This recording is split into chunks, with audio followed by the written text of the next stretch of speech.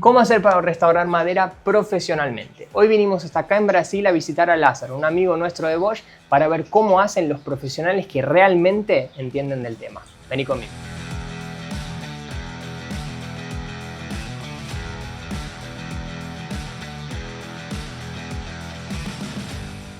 Antes de empezar el video, un mensaje importante. Aunque nosotros estemos acá y Lázaro nos esté acompañando en este proceso, es muy importante que si no entendés el asunto, busques un profesional experiente. La restauración tiene el objetivo de traer de vuelta piezas que están desgastadas a un estado muy próximo del original. Y si no seguís los procesos correctos para la pieza con la que estás trabajando, se puede estropear para siempre. Y convengamos que no es interesante arruinar algo que tiene tanta historia. Ahora sí, hablemos con Lázaro, que nos va a explicar sobre la primera parte de este proceso, el análisis del estado estructural.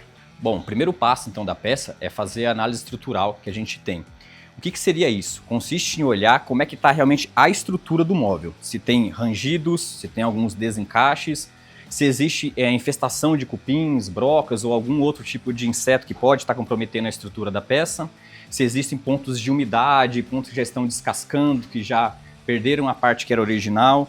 Como é que estão também os detalhes da peça. Por exemplo, podemos olhar a forma como é feita aqui essa dobradiça, a fechadura, que não tem nada a ver, por exemplo, com o segundo ponto daqui. A gente foi uma peça que já foi substituída, que já fez uma troca. Também é muito importante nessa etapa olhar como é que estão o topo da peça, como é que está o fundo, fazer uns movimentos de forçar na lateral para ver como é que estão os encaixes, se estão bem colados ou não. Então eu vou procurar por pontos que nem esse aqui, ó. Se existe mais ou menos excremento de algum animal, que pode ser já uma indicação de uma infestação de cupim, de uma infestação de broca. Ver se não tem partes soltas, se não tem nada que está levantado, ó. A gente já percebe que esse fundo aqui vai precisar também de ser removido para analisar o que tem por baixo. Aqui, por exemplo, de novo, ó, já está soltando, pontos provavelmente onde pegou umidade na peça, né? Uma peça muito antiga. E como muitas vezes a gente faz para perceber se uma parte foi só folheada ou se já é uma madeira maciça? Como eu falei aqui, foi aplicada uma folha, mas essa estrutura aqui já é uma madeira toda, ela é completa, não é só folheada. Quando a gente vem com um paninho, ó, molhando um pouco para deixar a estrutura do veio, dá para ver que ele continua em cima. Ó. Então a mesma linha do veio de baixo continua em cima. E aí, comparando ó, uma peça onde está só a folha da madeira mais nobre, né, que seria o jacarandá, uma outra madeira por cima, ó, a diferença nas cores. A cadeira é um pouco mais simples, que a primeira coisa que todo mundo faz ao sentar tá rangindo. A gente observa que esse pé aqui já está completamente solto e quando a gente vai para o assento, essa aqui é uma palha feita com um fio só trançado manualmente. Então é um fio que vai fazendo todo esse trançamento aqui dentro e a gente percebe que ela já está toda rompida, tá vendo? Os pontos onde ela entra e sai, tudo aqui dentro, vários pontos já estão quebrados. Então vai ter que ser totalmente removida essa trança e fazer desmontagem completa desse móvel. Por se tratar de uma peça que já tem algumas décadas, era muito comum ser o parafuso fenda, que só foi substituído bem depois pelos Phillips. E aqui a gente observa então o parafuso original da peça, e aí quando a gente vai para as restaurações não tão bem feitas, podemos dizer assim, olha o que foi colocado desse lado aqui e olha o parafuso e porca desse outro lado aqui que foi feito nessa peça.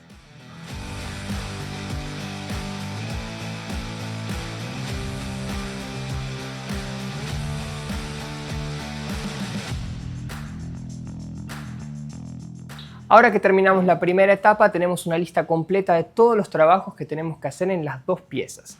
Y ahora vamos a la etapa número 2, la condición superficial, en que realmente empieza a ser hecho el trabajo de restauración.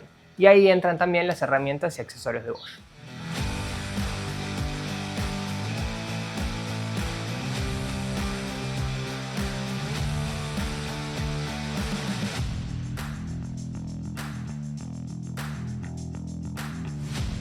Como na primeira análise, na análise estrutural, apareceu alguns excrementos de inseto que podem ser uma infestação, é necessário agora na análise mais profunda a gente fazer a retirada de algumas peças para ver realmente se há um dano ou não. Então vou fazer a retirada agora desse tampo aqui inferior para verificar como é que está a situação por baixo dele.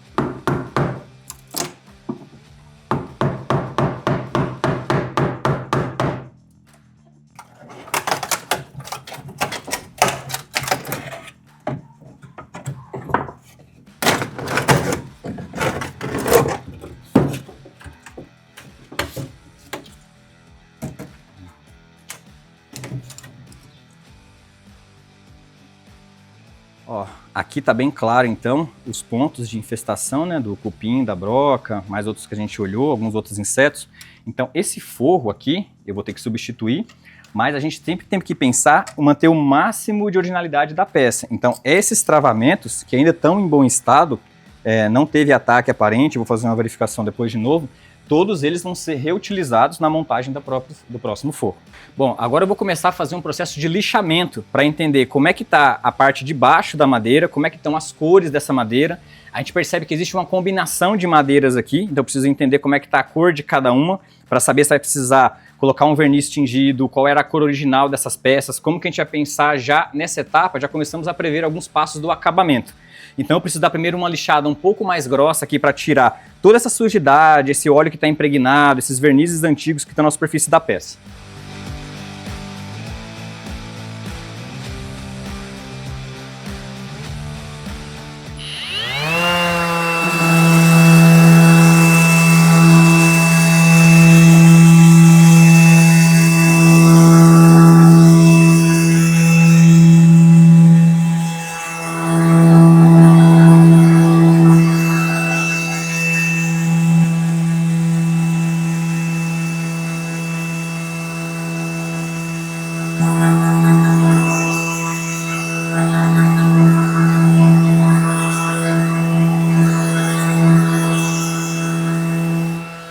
A gente olha aqui que tem uma pequena diferença de tonalidades, né? São madeiras diferentes, então provavelmente uma madeira mais forte na estrutura e a madeira mais molinha que permite fazer trabalhos de entalhe, igual é a frente aqui do móvel.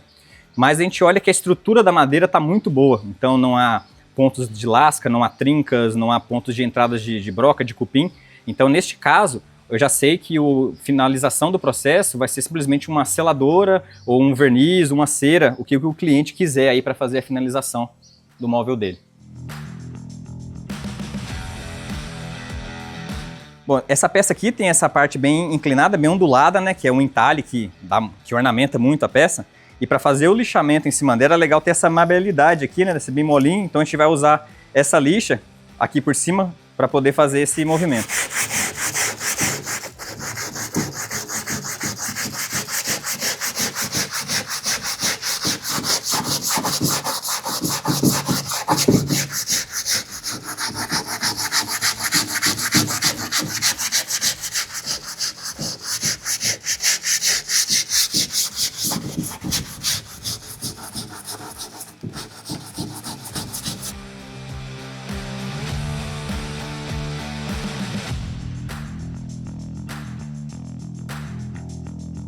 E agora aqui nas partes que são mais retas, né, da peça, que são menos onduladas, eu consigo usar o mesmo material, porque ele é bem mais firme, ó, esse lado aqui, ó, bem mais rígido.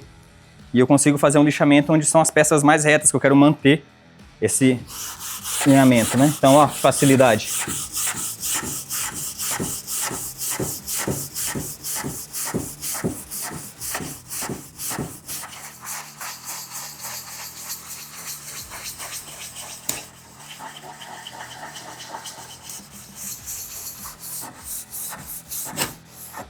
E aí a gente já começa a conseguir ver aqui os veios da madeira original.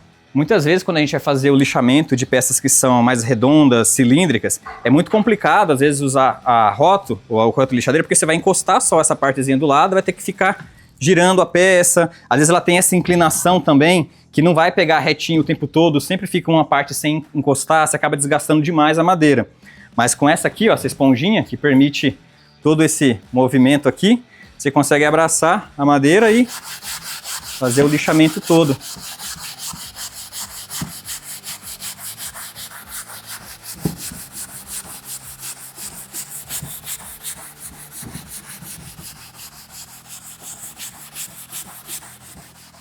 Aqui, pessoal, a gente consegue ver uma peça só numa parte, mais ou menos os 3 estágios, né? Como a peça chegou aqui pra gente, com esse verniz, essa tinta antiga aqui que utilizaram, depois do lixamento aqui, né, com a esponja abrasiva, que já deixou bem liso no ponto certinho da madeira, e aqui com uma camadinha só, uma leve demão de uma cera aplicada aqui em cima dela com polimento.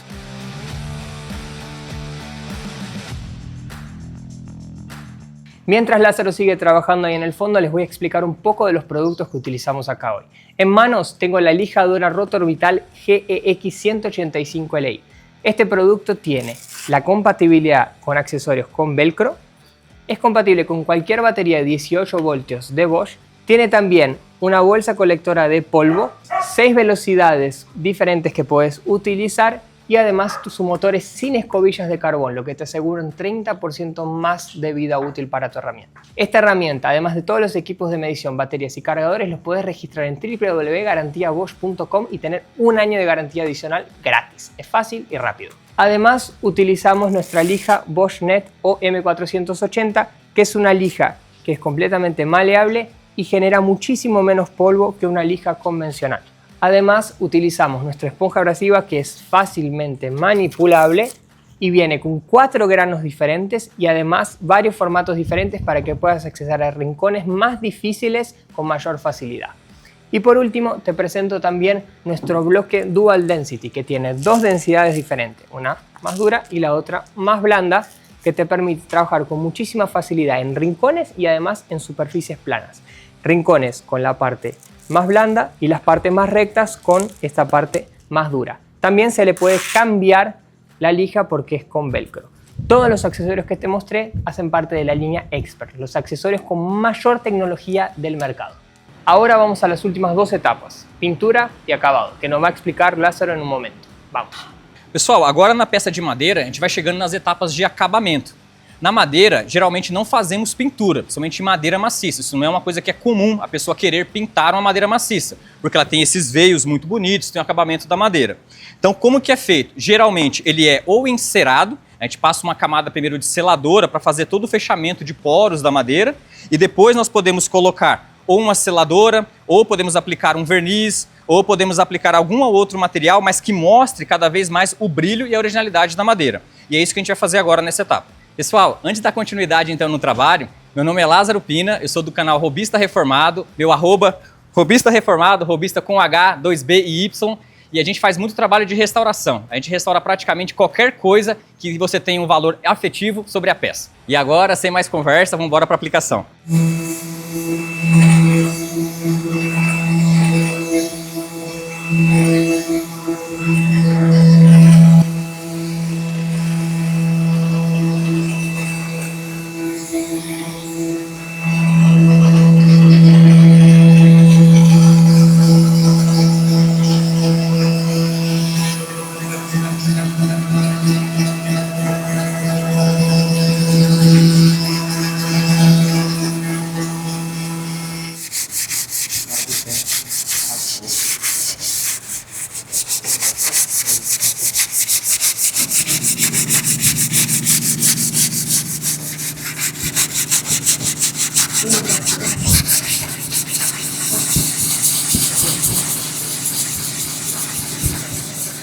Pessoal, agora aqui ó, tá muito mais visível, né, os veios, as marquinhas da madeira, e infelizmente na câmera não aparece tanto, mas o toque tá totalmente acetinado, parece que tá tocando numa seda, num cetim, tá muito gostoso assim de passar a mão na peça.